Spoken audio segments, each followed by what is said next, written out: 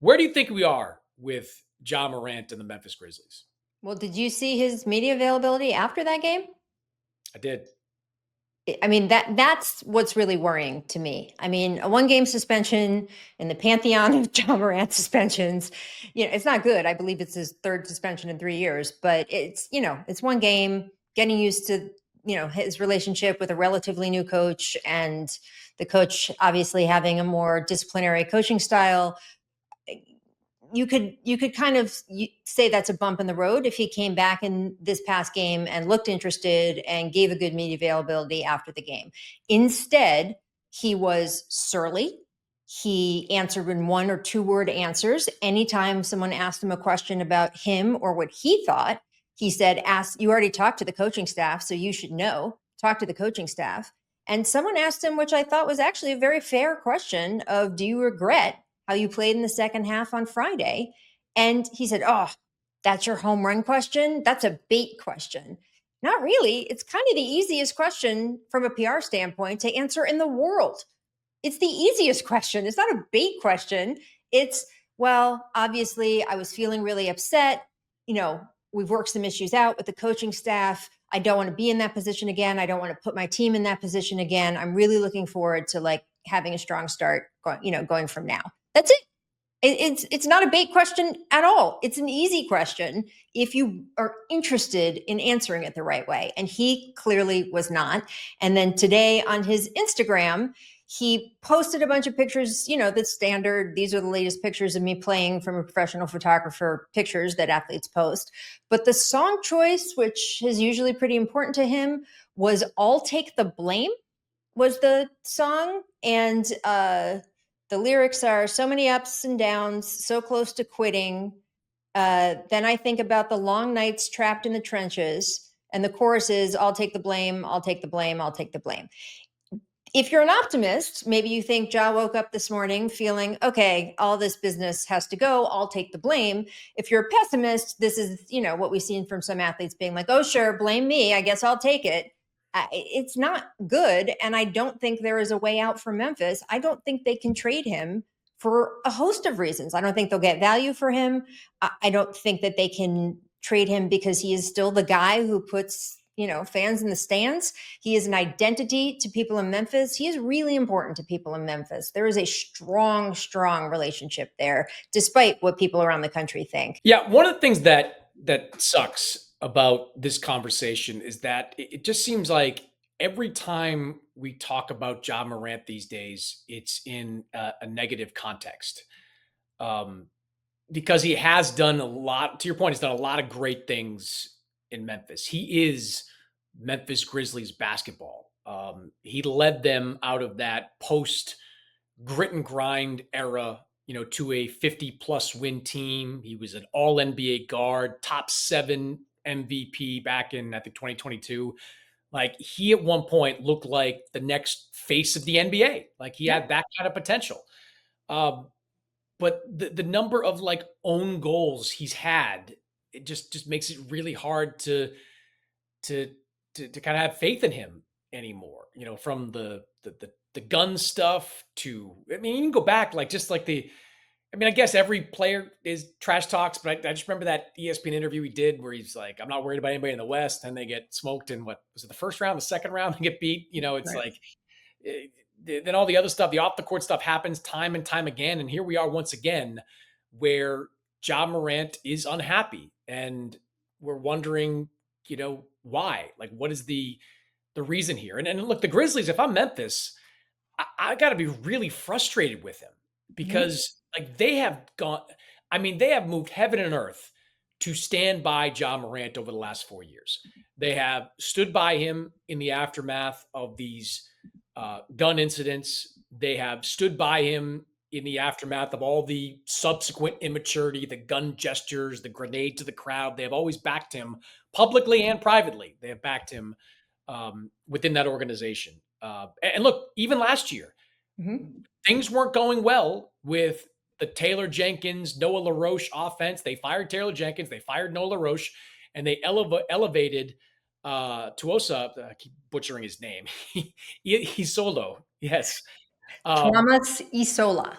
Isolo. Isolo. Sorry. Isolo. Yes, I keep butchering it all the time. It's the combined two names that I can't get right. Isolo. They Isolo. elevate him because Isolo was willing to put the ball back in Ja Morant's hands and make it more of a pick and roll friendly offense. I mean, look at some of the numbers, like his usage rate last year, um, before the Jenkins LaRoche firing, it was around like 30% in the final games of the season, up to 34. Like, even this year, the pick and roll numbers are high for Ja Morant. So it seems like he's getting what he wants with the system, but now it seems like he has an issue with the substitution patterns. And Isolo's whole basis for this is that we're going to play at a fast pace. We want to keep fresh guys out there on the floor, and if we do that and we sub guys in and out, it helps the team over the long term. And look, maybe he has a point. But like Ja Morant, who's playing the fewest minutes of his career this year, right around 30 per game, doesn't like it and Right. seems to be expressing that dislike with disenchantment and disengagement on the court. And look, this isn't, and I wrote about this in my newsletter this week. Like, this isn't just like me, the reporter, watching on TV, noting this. Like, Mhm. the Blake Griffin in that Amazon Prime broadcast called him Yep. out, said, "You're not playing with the kind of effort you need to play as a superstar player." Draymond Green in his podcast, he talked about the game that Ja played against Golden State a couple of weeks ago. Draymond said he and Steph had a conversation where they thought it looked like Ja was doing a quiet protest out there in that game. I saw Danny Green, ex-Grizzlies player, a few years removed from Memphis, him saying, "Look, I know that Ja had respect for Taylor Jenkins. I don't know if he has respect for this guy," meaning the new head coach. So, everybody out there is kind of seeing the same things. And if you're Memphis, you're kind of looking at John going, what more do we have to do? Like, maybe you didn't like it that we traded away Desmond Bain, but we're not trading away Desmond Bain to, like, get worse while you're there. We're going to take these draft picks that we got for Desmond Bain, and we're probably going to use that to go get somebody else that maybe is a better fit for what this team's trying to do in the long term. I mean, Ja's 26 years old, under contract for the next 3 years. Jaren Jackson, under long-term contract. Like, they've got the foundation to be a contending team. And now, 3 weeks into the season, they're having to deal with Ja being unhappy again. If I was the Grizzlies, I would be really frustrated at what's going on right now. It's just unclear if Ja and the Grizzlies have the same goals, right? I mean, I don't know if these substitution patterns are going to work. I mean, 3 minutes in some of these cases is very short. It is hard for guys to find their rhythm. I get why some of the players, or Ja in particular, might be frustrated. But as the coach said, when he was asked about this, he gave a very detailed explanation. And he said, "Look, I'm not trying to make the team worse," basically. He said, "I'm doing all of this because I think it might help." And early in the season, if everyone bought in and tried it, and after a month it didn't help, I think he would revert, right? But he needs to actually see what happens when everybody is bought in, and Ja is not doing that. The Taylor Jenkins firing, there was a lot going on there. However, a lot of it, as you point out, was Ja didn't like a lot of the drive and kicks, sort of, more share the ball style. He wanted more of a heliocentric game. And by the way, after they switched coaches, he got more of a heliocentric game and they didn't get any better, right? So I don't know if Ja's goal is, hey, this team, I want them to win no matter what. And if I have to take a different role, if I have to take my stats slightly go down, if I'm substituted in and out, my minutes go down a little bit. If we're winning, I'm winning, that's great. Or if his goal is, I want to be as much Ja Morant as possible. I want to show off as much as possible. I want to do all my Ja Morant things. And it doesn't matter to me if the team wins or loses. And I don't know that's how he feels. I don't. I haven't talked to him about this. But that's what it looks like from the outside. When you say, what else can they do? You have to start looking at the question is, are they trying to do things that he wants them to do just for him? Or are they trying to do things to win? And usually, hopefully, those kind of are somewhat parallel tracks. And I just don't know if they are right now. And if you look at his numbers, you mentioned that 2022 season, he's going to the basket half as much as he did in that season. And his shooting numbers have gotten worse, not better. And they can't get rid of him. I mean, they just can't. And so I don't know what they do going forward. Yeah, and I don't see Isolo changing his style. I saw our friend Chris Vernon reference this Yes. with Zach Lowe recently, an interview that Islo did on the X's and O's podcast. It was really interesting. I went back and watched that podcast. It was 90 minutes long. It was a lot of X's and O's that I watched the other day. I really need to get a life. But one of the things that he did say, and I'm going to paraphrase a little bit here, is that he's a big believer in the proverbial rip the band-aid off type of coaching philosophy. Like he's not going to pamper a star player. He's not going to sugarcoat any type of criticism. He believes, and his experience in Germany and France and elsewhere has taught him that by confronting a problem head on with a player, regardless of the status of that player, that is in the best interest of the relationship with the player and the best interest of the team. Now, that's worked in different environments. Will it work in an NBA environment? Typically, it doesn't. I mean, I guess I shouldn't say it doesn't, but if you're going to do that, you better have a better background or more success than just international play, right? Like Greg Popovich can get in the face of young star players in San Antonio because Greg Popovich can flash rings. Eric Spoelstra can flash rings. Championship level coaches who have been in the NBA getting it done for decades can do that. Coaches who have just been competing in Europe, not to say that that makes them less of a coach, but they just don't have the same level of credibility with NBA players that coaches that have got it done on the NBA level do. So that to me is my question. Like, Isolo doesn't strike me as the kind of guy that is going to deviate from his fundamental coaching principles. And if he doesn't, that basically means either he's got to go or Ja's got to go.